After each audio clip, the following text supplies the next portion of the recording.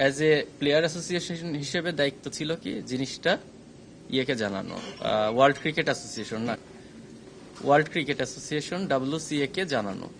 আমরা ওনাদের সাথে ভিডিও কনফারেন্সে জুমে মিটিং করেছি অনলি মোস্তাফিজ ইস্যু নিয়ে। আমরা এই ব্যাপারে কি করতে পারি তাদের দিক থেকে সব ধরনের আশ্বস্ত করেছেন, কিন্তু ওয়ার্ল্ড ক্রিকেট অ্যাসোসিয়েশনের একটা রুলস আছে, রুলস হচ্ছে প্লেয়ার কাম ফার্স্ট। আগে ডিসিশনটা আসবে প্লেয়ার থেকে, সে কি চাই, তারপরে তারা ওই অনুযায়ী মুভ করবে। আমরা যখন ওদের সাথে কথা বলার পরে ওরা আশ্বাস দিয়েছে যে প্লেয়ার যা যা চাবে আমরা সেইভাবেই মুভ করব। আমরা মোস্তাফিজের সাথেও যোগাযোগ করেছি, মোস্তাফিজকে জিজ্ঞেস করেছি, কিন্তু জিনিসটা এত দিনে দিনে ক্রিটিক্যাল হয়ে যাচ্ছিল, মোস্তাফিজ তখন এই জিনিসটা আর বাড়াতে চায়নি। আমি যদি ভুল বলি মোস্তাফিজ ক্লিয়ার করিস। হ্যাঁ, তো